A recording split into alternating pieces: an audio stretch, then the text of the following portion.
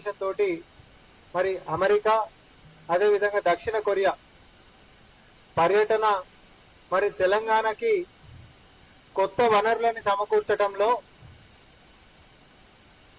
Success అయింది అనేటటువంటి దానికి మొదటి మెట్టుగా కాగ్నిజెంట్ తోటి ఏదైతే 10 లక్షల చదరపు అడుగుల్లో ఆల్రెడీ ఇక్కడ ఉంటున్నటువంటి సంస్థని ఎక్స్పాండ్ చేసేటటువంటి దాంట్లో సుమారు 15,000 మందికి మరి కొత్తగా ఉద్యోగాల కల్పనకి ఈరోజు పునాది రాయి పడింది. ఇది తెలంగాణ మొత్తం కూడా హర్షిస్తా ఉంది. అదేవిధంగా ఇక్కడ రాష్ట్రంలో స్వచ్ఛదనం పచ్చదనం అనేటటువంటి కార్యక్రమంతో మరి 14,000 పాఠశాలల్లో పిల్లలకి అవగాహన సదస్సు వెనకడికి బీఆర్ఎస్ ప్రభుత్వంలో లెక్క ఫోటోల లెక్క జస్ట్ మొక్కలు పెట్టేసారు, అటు పక్క పోగానే మేకలు మేసేసినాయని చెప్పేటటువంటి కాకి లెక్కలతో కాకుండా మరి విద్యార్థుల్లో అవగాహన సదస్సు, పరిశుభ్రత, పచ్చదనం మన జీవన విధానానికి ఎట్లా తోడ్పడతాయి, అంతేకాకుండా ఆత్మస్థైర్యం తోటి విద్యార్థులు ముందుకు ఎట్లా పోవాలనేటటువంటి ఒక కల్చరల్ మేనిఫెస్టో ఏదైతే ప్రభుత్వం తీసుకొని వచ్చిందో దీన్ని యావత్ విద్యార్థి లోకమే కాదు మరి పేరెంట్స్ కూడా స్వాగతిస్తున్నటువంటి సందర్భాన్ని నేను మళ్ళొకసారి గుర్తు చేస్తా ఉన్నా. గత చరిత్రలో ఎప్పుడన్నా జరిగిందా? తెలంగాణ నుంచి దశాబ్ది కాలంలో ఒక ముఖ్యమంత్రి గారు రాష్ట్రానికి నిధులు తీసుకొని వచ్చేటటువంటి దాంట్లో కంపెనీలను తీసుకొని వచ్చేటటువంటి ప్రయత్నంలో భాగంగా ఈ రోజున ముఖ్యమంత్రి గారు ఖండాలు దాటిపోయినటువంటి చరిత్ర ఉండేనా? కానీ ఈ ముఖ్యమంత్రి గారు, ప్రజల ముఖ్యమంత్రి రేవంత్ రెడ్డి గారు ప్రజా ప్రభుత్వం ముందుకు తీసుకొని పోతా ఉంది. అదేవిధంగా ఇక్కడ యంగ్ ఇండియా స్కిల్ యూనివర్సిటీకి సంబంధించినటువంటి పునాదిరా వేస్తే ఉపసం తోటి కుళ్ళుతోటి ఈరోజు అక్కసు వెళ్ళగక్కుతున్నటువంటి కేటీఆర్ గారి యొక్క వ్యాఖ్యలు కానీ లేకపోతే ఆయన ట్విట్టర్ ప్రపంచంలో ఆయన చేస్తున్నటువంటి పోస్టులు కానీ చూస్తే మనకు అర్థమైపోతుంది. వాళ్ళ గతంలో చాతగాలే ఈరోజు ప్రభుత్వము మరి అడుగు ముందుకేస్తుంటే చూసి ఓర్వలేనటువంటి పరిస్థితికి వాళ్ళు వచ్చిండ్రు. మీరు చేయలే.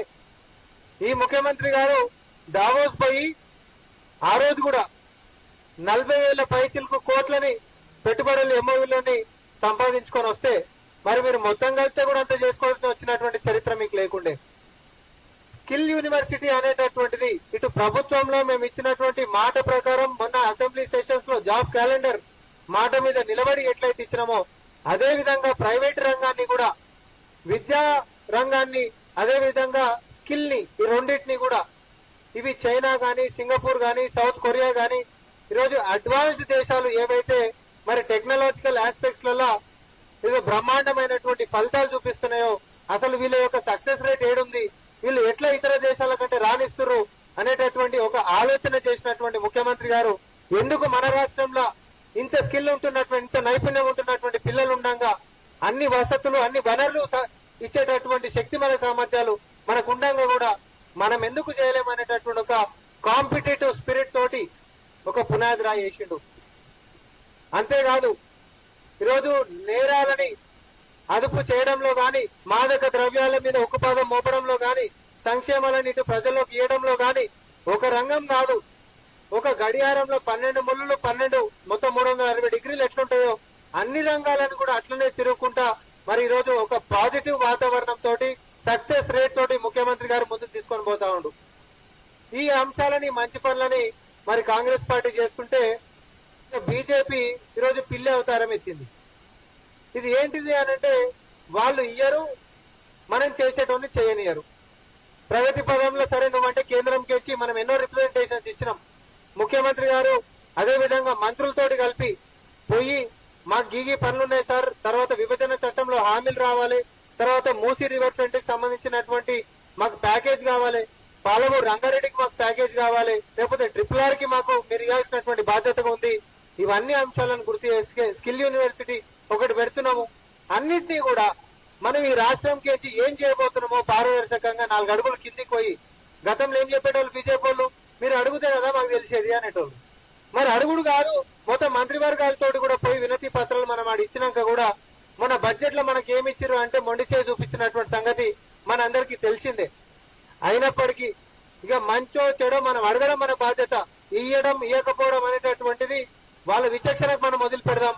ఇది తెలంగాణ మీద చూపిస్తున్నటువంటి వివక్ష అనేటటువంటిది సభా సాక్షిగా మనం తీసుకున్నటువంటి తీర్మానంతో మనం ముందుకు పోయినాం. అయితే దీని మీద బీజేపీ నేతలు ఏమని మాట్లాడతారు? స్కిల్ యూనివర్సిటీ పెడతానంట, భూ కుంభకోణాలు మనం చేస్తున్నామట. బండి సంజయ్ గారు మాట్లాడతారు. ఏమైనా అర్థం పడదాం ఉందా?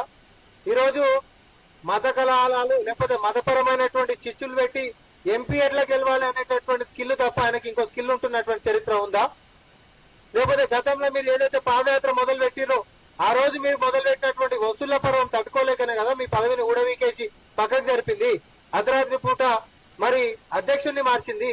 మీరు ఈ రోజు కుంభకోణాల గురించి మాట్లాడితే ఎట్లా బండి సంజయ్ గారు? ఈ అంశం కూడా చర్చ మనం పక్కన పెడదాం. రాముడి పేరు మీద అయోధ్య మందిరం అనేటటువంటిది మనందరం కూడా మొక్కుతాం, మన అందరి సెంటిమెంట్. కానీ ధర్మం పేరుతోటి వీళ్ళు చేసేటటువంటి భూ కుంభకోణాలు అంటే ఎట్లుంటాయంటే బండి సంజయ్ గారు దీనికి జవాబు చెప్పాలి. కాంగ్రెస్ పార్టీ నుంచి మేము ప్రశ్నిస్తున్నాం. అదాని గారైనా, బాబా రామ్దేవ్ అయినా, రవిశంకర్ అయినా వీళ్ళు అయోధ్యకి చేరువలో ఉంటున్నటువంటిది ఇండియన్ ఆర్మీకి సంబంధించినటువంటి భూమిని కొనుగోలు చేస్తారు. ఫస్ట్ కొనుగోలు చేసిన తర్వాత ఆ భూమిని డీనోటిఫై చేసేసేస్తారు సర్కార్. దీన్ని అంటారు కుంభకోణం అని.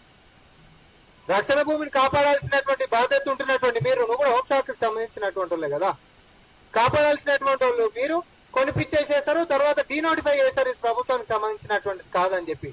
దీని అంటారు కుంభకోణాలు అని చెప్పి. దానికి జవాబు చెప్పు ఫస్ట్. కానీ తెలంగాణ యొక్క సత్తాని, తెలంగాణ యొక్క నైపుణ్యాన్ని, తెలంగాణ యొక్క ఆత్మగౌరవాన్ని ప్రపంచానికి చాటి చెప్పేటట్టుగా ఈ రోజు ప్రపంచంలో ఉంటున్నటువంటి అన్ని కంపెనీలు కూడా మీరే ఇడికి రండి, మా పిల్లల యొక్క నైపుణ్యాన్ని చూడండి, మీరే కావాలంటే కూడా నేర్పర్రి. కానీ ఏమి చేసైనా ఉపాధి, ఆర్థిక పరమైనటువంటి అభివృద్ధి పదంలో మన పిల్లలు పోవాలి. ఇటు ప్రభుత్వ కొలువులే కాదు, ప్రైవేట్ రంగంలో కూడా ప్రపంచ స్థాయిలో మన పిల్లలు రాణించాలనేటటువంటి సదుద్దేశంతో ముఖ్యమంత్రి గారు ముందుకు పోతున్నారు. అవునా కాదా? మీరు చెయ్యరు, ఒకరిని జయనియ్యరు. ఇది మంచి పద్ధతి కాదు బండి సంజయ్ గారు. అందులో మీరు కేంద్ర మంత్రి లెక్క ఉండి ఈ రాష్ట్రం కోసం పాటుపడాలి. 2 కేంద్ర మంత్రులు, 8 మంది ఎంపీలు ఏమొరగబెట్టనీకున్నారు. మొన్న బడ్జెట్ లో కనీసం మన యొక్క తెలంగాణ ప్రస్తావన కూడా చేయకపోతే ఏం ముఖం పెట్టుకొని మళ్ళీ ప్రజల ముందు మీరు చూపిస్తున్నారు. చట్టసభలల్లా ఈరోజు మన వారి వినిపించాల్సినటువంటి మీరు, కొట్లాడాల్సినటువంటి మీరు, అరే అధికారంలో ఉండి మేము ఇస్తాం పో దానికి ఏముంది అని చెప్పి చెప్పాల్సినటువంటి మీరు ఫేక్ పవర్ పాయింట్ ప్రజెంటేషన్లతో వస్తారు. ఇది మీ చరిత్ర. దయచేసి మేము ఒకటే చెప్తున్నాం, ముఖ్యమంత్రి గారు ఈ ప్రజా ప్రభుత్వాన్ని ఇటు సంక్షేమంలో, అభివృద్ధిలో, అదే విధంగా ప్రపంచ స్థాయి కంపెనీలని హైదరాబాద్ కి తీసుకొని రావడంలో ఇంకొక ముఖ్యమైన విషయం నేను చెప్పడం మర్చిపోయినా.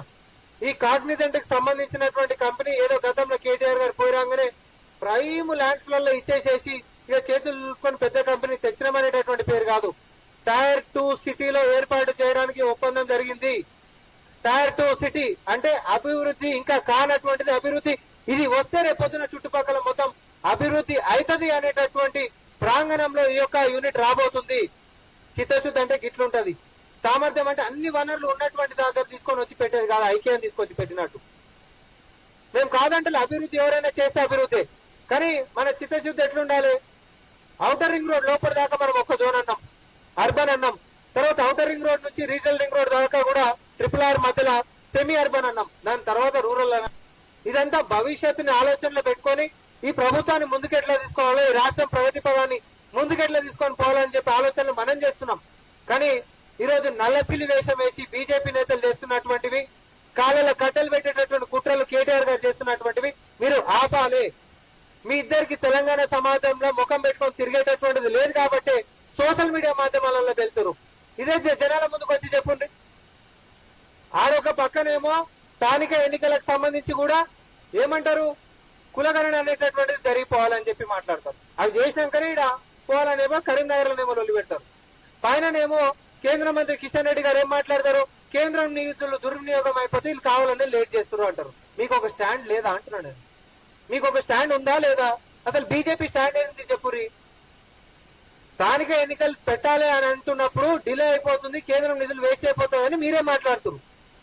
ఈడ కులగణ అనేటటువంటిది చేయాలి, చేసిన తర్వాతనే పెట్టాలని ఈడ నినాదం ఎత్తుకుంటారు. మీ స్టాండ్ ఏంటిది అనేది స్పష్టంగా ఇట్లా వేదిక ముందుకు వచ్చి మీరందరూ కూడా కలిసి ఒకటే స్టాండ్ మీదకి రండి. మనందరం కలిసి కులగణనకు చిత్తశుద్ధితోటి కాంగ్రెస్ పార్టీ ఎప్పుడూ ముందుకు పోతానే ఉంది. కానీ కుట్రలతోటి మీరు చిన్నాభిన్నం చేసేటటువంటి ప్రయత్నాలు చేస్తే ఇవి ముందుకు సాగు అని చెప్పి నేను మరొకసారి తెలియజేసుకుంటున్నా. బీఆర్ఎస్ కి బీజేపీకి ముఖము చెల్లుబాటు అయిందా అంటే లేదు. ప్రజల ముందు ముఖము చెల్తలేదు. కేంద్రం నుంచి నిధులు తేలేక ఇటు తెలంగాణ విభజన చట్టంలో హామీలను నెరవేర్చలేక ఇటు బీజేపీ వైఫల్యం అయితే చేసినటువంటి పాత పాపాలు ఏవి కూడా మరి ఏమంటారు కప్పిపుచ్చుకోలేనటువంటి పరిస్థితితోటి బీఆర్ఎస్ కూడా ముందుకు వస్తలేదు. కాబట్టి రాజకీయాలు మాట్లాడడం తక్కువ చేయండి. ప్రజల్లోకి వచ్చి సహేతుకమైనటువంటి వాదనతోటి ఇంకేమైనా సమస్యలు ఉంటే దాన్ని లేవనెత్తి మీ గౌరవాన్ని కాపాడుకోవాల్సిందిగా మేము విజ్ఞప్తి చేస్తా ఉన్నాం. ధన్యవాదాలు.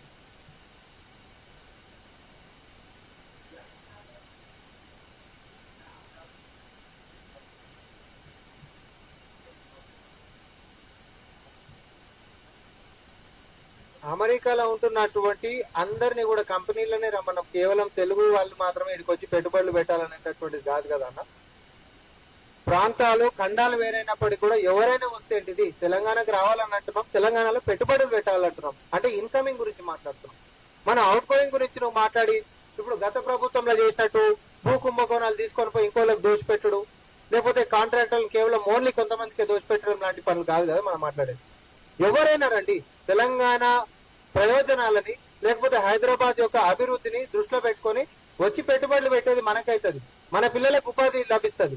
తర్వాత నగరం యొక్క అభివృద్ధి అనేటటువంటిది ప్రపంచం చూస్తుంది అనేటటువంటి ఉద్దేశంతో మనం కూర్చున్నాం.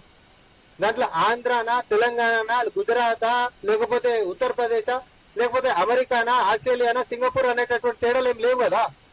ఎవరైనా కూడా రండి. ఇది ఇన్కమింగ్ కి సంబంధించినటువంటి డోరు, అవుట్ గోయింగ్ డోర్ కాదు, ఇది ఇన్కమింగ్ డోరు. ఎవరినైనా కూడా రమ్మంటాం. అవకాశం ఉంటే అదాని గారిని కూడా రమ్మంటాం. ఇది పెట్టుబడులు పెట్టమంటున్నాం. మనం దోషించేటటువంటిది కాదు, మన రాష్ట్రానికి లాభం చేసేటటువంటి అంశాలు మనం చెప్తున్నాం.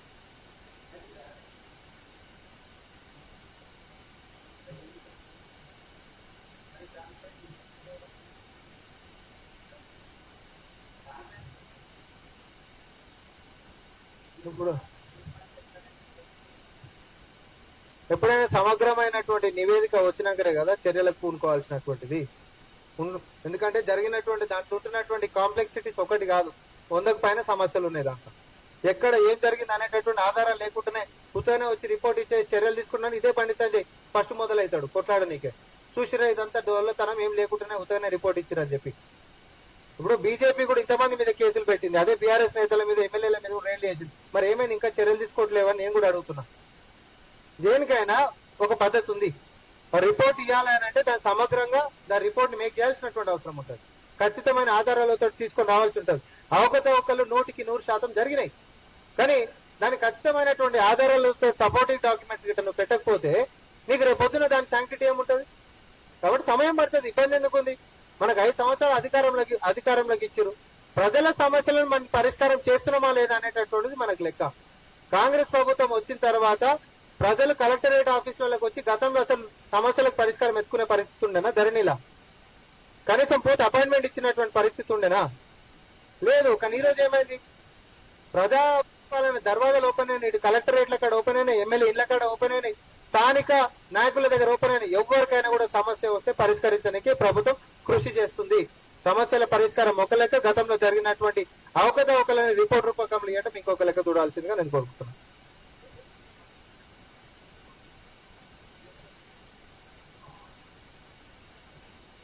కాగ్నిజెంట్ బోగస్ కంపెనీయా ఏమో మరి. బోగస్ గా ఉండి బోగస్ జీవితాలు గిట్ట ఉండేటోళ్ళకి, గతంలో బోగస్ కంపెనీలకు తెచ్చేటోళ్ళకి అట్లా గిట్ట ఏమైనా కనిపిస్తుండొచ్చు. కానీ మరి మాకైతే కాగ్నిజెంట్ పెద్ద కంపెనీ, ఒక ఎంఎన్సీ. కాగ్నిజెంట్ సొల్యూషన్స్ పెద్ద కంపెనీ, చిన్నది ఎందుకైతే CTS Cognizant technology solutions already ఇక్కడ ఉన్నటువంటి కంపెనీ. అది దాని ఎక్స్పాన్షన్ మనం ఒప్పించినాము. ఇది వెల్కమ్ చేయాల్సింది. ఒక్కటే నేను ఇందాక అన్నా కదా, పాపం ఈర్ష్యతోటి జీర్ణించుకోలేక ఉపశంతో బాధపడుతున్నటువంటి బీఆర్ఎస్ వాళ్ళ పరిస్థితి ఎట్లుంది అనంటే బయటికి రాలేకుండా సోషల్ మీడియాలో మాత్రమే కూతలు కూస్తున్నటువంటి పరిస్థితి. బయటకు వచ్చేందుకు మాట్లాడు, పొద్దున్న లేస్తే అబద్ధాలే. మేము అబద్ధాలతో ఉంటాయి కదా, ఆధారాలు పెట్టి కేసులు అవుతున్నాయి మీ మీద. దయచేసి మీ బుద్ధి మార్చుకోండి అంటున్నాము.